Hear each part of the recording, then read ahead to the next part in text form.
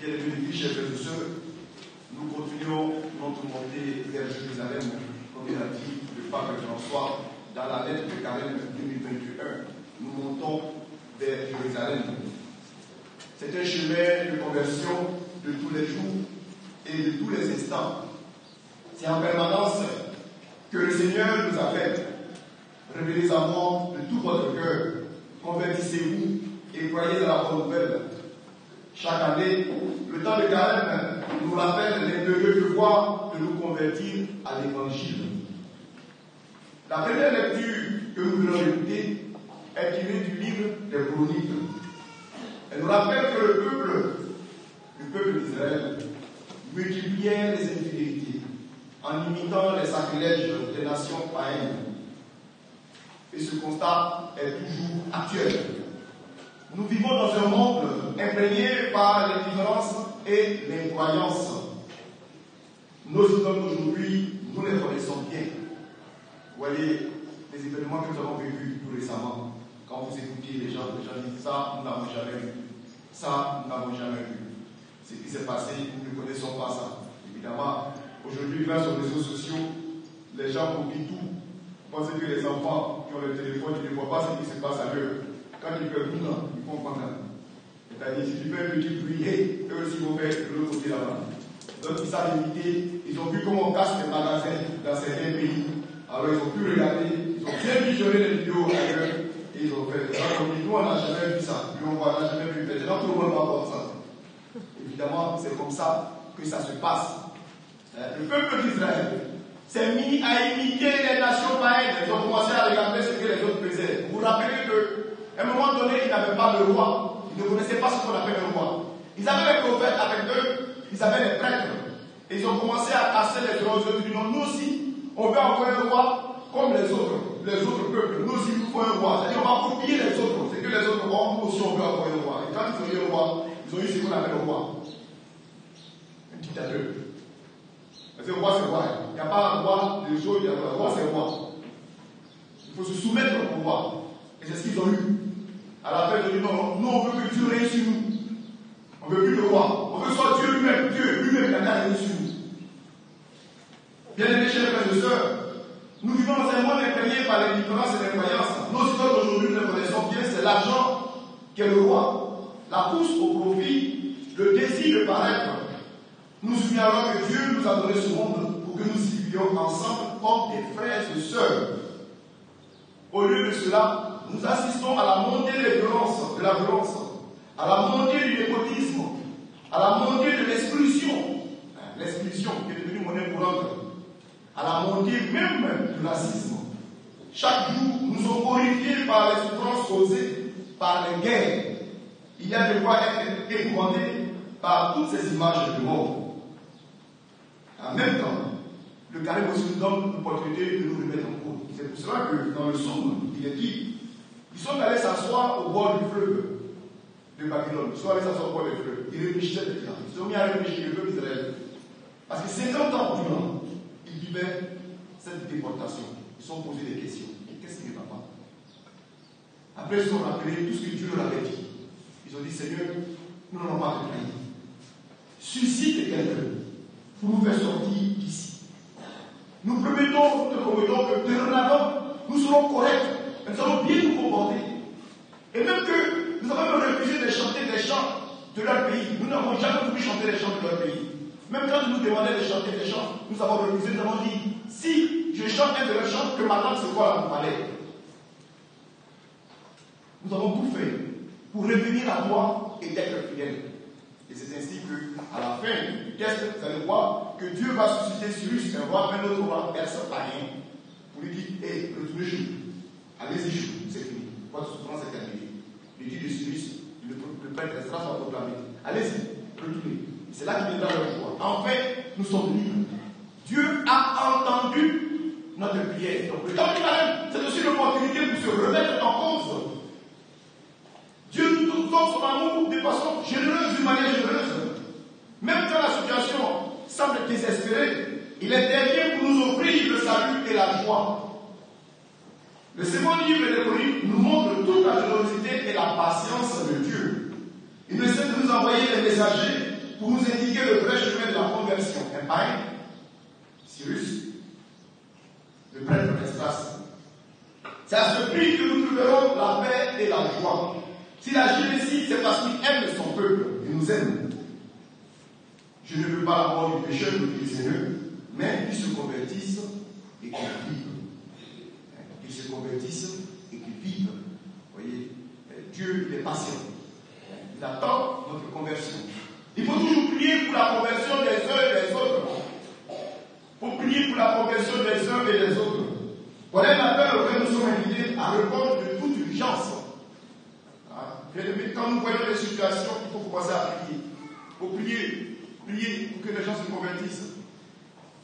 Il faut ouvrir les yeux. Nous les chrétiens, nous avons cette puissance-là qu'on appelle la puissance d'intercession. Cette puissance d'intercession, elle vient beaucoup des chrétiens. Dans le christianisme, il y a cette force d'intercession. Le chrétien, c'est quelqu'un qui se dépossède. C'est quelqu'un qui n'est pas pour lui-même. Il regarde et prie pour les autres. Il est sensible et prie. Nous devons prier pour notre société. Nous devons prier pour le gouvernement. Prier pour les hommes politiques. Prier pour la jeunesse. Prier pour les personnes. Prions pour que. Voilà. Donc nous voyons la société dans laquelle nous vivons et nous nous mettons à prier. Et c'est ça notre rôle de chrétien. Nous sommes un peuple d'intercesseurs. Nous devons prier. Il ne faut pas prier tout le temps. Il faut prier pour moi. Oui, prie pour moi. Prie pour moi. Toujours c'est pour moi. Moi. Pas pour moi, mais pour les autres. Prions, mon Père. Est-ce qu'on peut prier pour notre nation? Est-ce qu'on peut prier pour mon frère? On peut prier pour ma soeur. C'est ça justement le rôle chrétien. Parce que nous, Dieu a le regard sur nous. Et nous avons pour nous, comme dirait l'autre là-bas, vous avez pour vous l'évangile, vous avez pour vous l'église, et vous êtes bien gâtés, alors profitez d'elle. Et alors après que vous êtes nourris de la parole de Dieu, allez vers vos frères, priez pour eux. Prions pour nos frères. Parce que nous, généralement, les gens nous font tellement confiance. Je ne peux pas dire que nous sommes saints et irréprochables. Je ne peux pas arriver jusque là. Nous ne sommes pas des saints. Mais nous avons particularité d'avoir l'amour de Dieu avec nous. Et cet amour-là, nous devons le mettre au service de nos frères et sœurs. Voilà pourquoi les gens viennent toujours à nous pour taper notre porte. Parce qu'ils disent, toi, tu es chrétien. Je sais que toi, tu es capable d'être sensible et de poser des actes. Voilà pourquoi chaque jour je tape à ta porte. Soyons heureux de voir que les gens nous sollicitent à tout moment. Parce qu'à travers nous, ils trouvent leur salut. Nos voisins du quartier et les personnes qui nous regardent, qui nous voient, qui disent, oui, avec toi, je trouve le salut. Je dis à quelqu'un, mais pas là-bas, il dit non, mon père c'est ici depuis longtemps. Moi, il vient ici depuis que les pères sont ici, c'est égalité. Donc, il faut on fera comme les autres pères ont fait, on va continuer la tradition. Jusqu'à. Mais c'est comme ça. Dit, c'est ici qu'il trouve son salut. Donc, quand Roberto était ici, lui, il était dit avec Roberto lui donnait tout. Donc, toi, tu dois continuer à me donner ça aussi. Il n'y a pas de preuve, on va continuer. Même tu peux aller chez les soeurs, se le donner, tu pars là-bas. Tout le monde, on continue là. On continue, on maintient.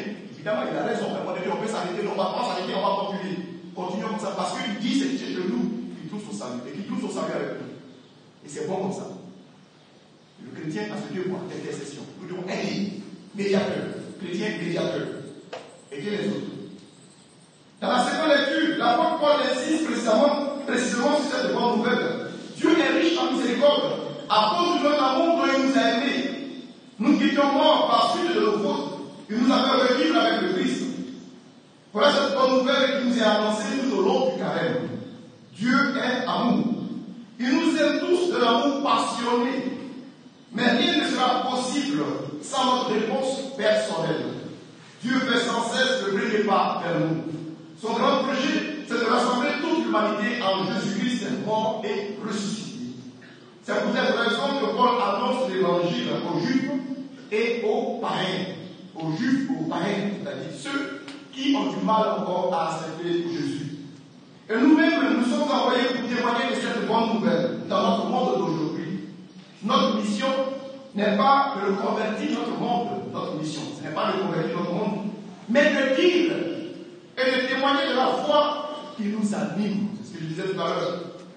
De témoigner, de dire et de témoigner de la foi qui nous anime. Les gens vont nous voir vivre, ils vont nous regarder, ils nous regardent, ils nous observent, ils nous épient. Tous nos moindres faits, ils regardent. À travers ça, on dit oui, vraiment, ces personnes-là, ce sont des personnes dignes de confiance. On peut marcher avec eux.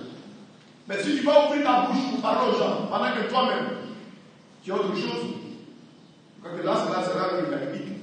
Vous faites très attention. Il faut vivre d'abord l'évangile. Vivons de l'évangile. Et après, les gens vont nous voir vivre et ils diront que Dieu existe. Disait un grand penseur. Vivez de sorte que, en vous voyant vivre, les gens puissent dire que Dieu existe. C'est ainsi que Gandhi a porté la critique sur les chrétiens. Il dit que lui Gandhi, quand il a lu la Bible, il a lu l'évangile de Jésus-Christ parce qu'il dit qu'il n'a jamais vu. Gandhi disait, il n'a jamais vu un homme si grand, si profond, si près que Jésus-Christ. Un personnage, il l'a dit. Depuis que lui, dans son existence humaine, il n'a jamais vu un homme si grand que Jésus-Christ. Il dit, c'est dommage. Si les chrétiens pouvaient imiter Jésus, notre monde serait sauvé. C'est la perfection du personnage de l'homme qu'on retrouve en Jésus. Parce qu'il a dit, lui n'est pas chrétien, il est hindou. Qu'est-ce qu'il a dit? La perfection de l'humanité. On voit ça en Jésus. Il n'y a rien à reprocher. Rien. Ça, c'est le témoignage de quelqu'un qui vient, quelqu'un d'autre. Il le dit aux chrétiens. Il dit aux chrétiens, si vous pouvez l'imiter, si vous l'imitez, tout va changer. L'évangile de la vision est l'événement qui s'est passé au temps de Moïse. Et Jésus va le rappeler à Nicodème. Les Hébreux avaient récriminé une fois contre Dieu. De plus, ils ont été mordus par les serpents venimeux. Et beaucoup sont morts. Ils sont alors convaincus qu'ils sont punis à cause de leur péché.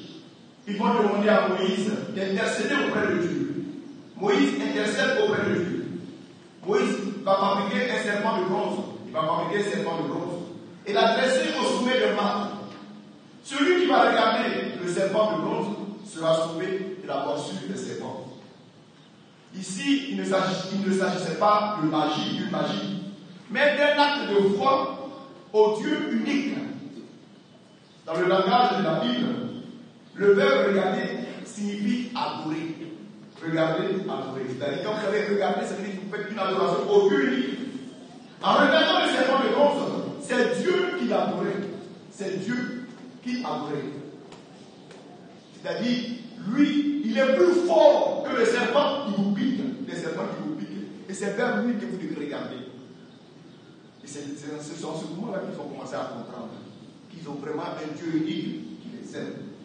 Alors voilà que l'évangile nous invite à regarder vers le Fils de l'homme élevé sur la croix. Ce n'est plus le serpent de bronze, mais c'est vers Jésus élevé sur la croix.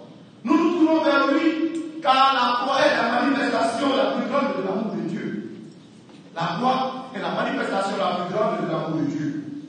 Cet amour a pour origine le cœur du Père qui veut notre salut.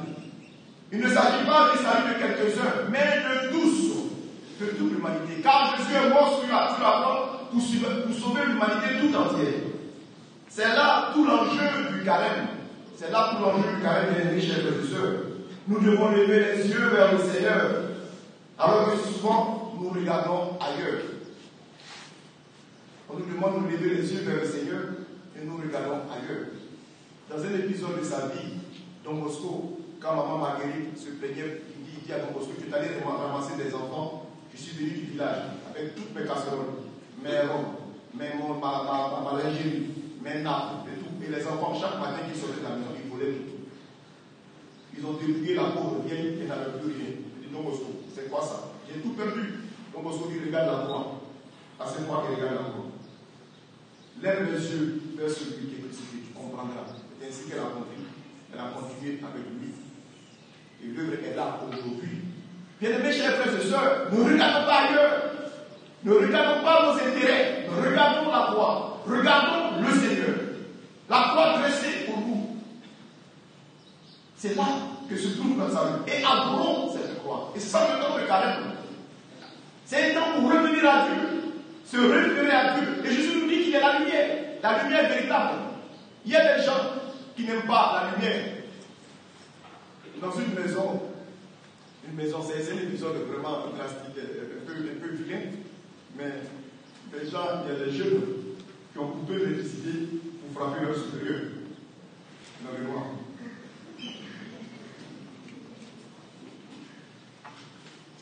Le tant que la lumière de Dieu ne sait pas qui a fait ça. C'est pour dire tout simplement que quand on peut faire du mal, on implore le noir, les ténèbres. On ne veut pas la lumière. On refuse Jésus. Ici, je n'ai pas vu ça, mais j'étais curieux. C'était un endroit où il y avait un village. L'État est venu mettre des lumières, l'État a mis des lampadaires.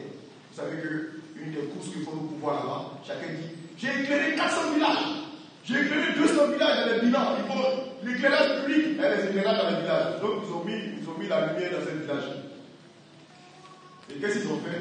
Les gens du village, ils sont allés, ils ont la tête, le lampadaire, la tête, là, ils ont renversé ça. Ça va éclairer le ciel, mais pas notre village. Authentique. Je vous parle authentique et de façon authentique. Je ne suis pas en train d'inventer l'histoire. Là, je suis témoin. Ils ont retourné ça vers le ciel. Ils ont retourné comme ça. Je dis, eux, ils préfèrent le noir. Là, le noir. Ils savent qu'ils font le noir. Et les gens ont commencé à dire, c'est pour nous faire les choses. La rue. Il y a des villages où ils ne l'éclairent pas. Vous pouvez éclairer tout, mais non faire la rue. C'est ça. Donc Jésus dit, il n'aime pas la lumière, il ne veut pas me voir, il préfère les ténèbres à la lumière.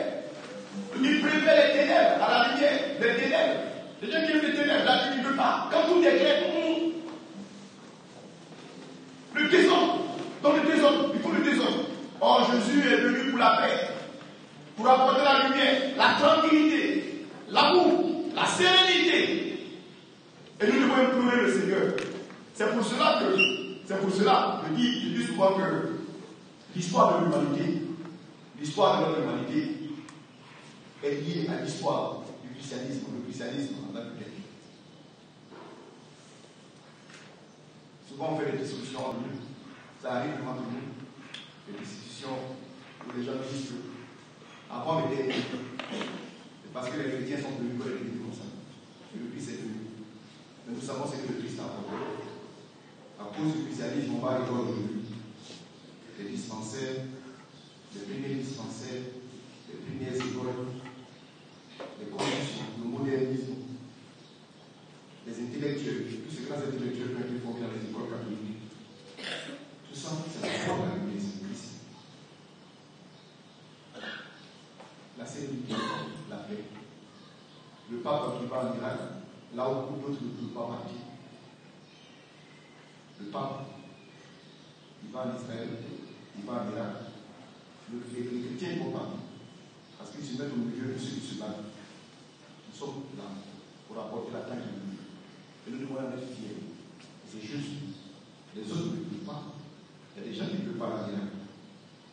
Quand j'étais allé en Israël, il y avait le voyage. Le guide, un des guides, ne pouvait pas aller en Palestine. Il n'avait pas de quoi envie en Palestine. Tout simplement. Parce qu'il sait qui il est. Il nous a laissé un autre ami, l'autre guide qui est arabe, est rentré avec nous, là, en Palestine. Lui, il ne pouvait pas. La trappe va rocher. Nous sommes rentrés avec lui. Donc, il est resté de l'autre côté de la frontière. Vous voyez. Mais les chrétiens, ils n'en veulent pas. Les chrétiens, ils n'en veulent pas. Là où les autres sont en discorde, nous, on apporte la paix. On les réconcilie. On nous choisit pour être des médiateurs, pour apporter la lumière. Et c'est ça l'évangile du Seigneur. Et Jésus nous le dit. Bien-aimés, chers frères et sœurs, nous ne laissons pas attirer par ce qui nous tente et nous aveugle. Le Seigneur nous appelle tous à nous ouvrir à son amour et à sa miséricorde. En ce jour, nous devons tous retourner au Seigneur. Seigneur, tu nous élèves avec toi. Et tu nous appelles à te suivre. Tu nous remets debout et tu nous mets en marche.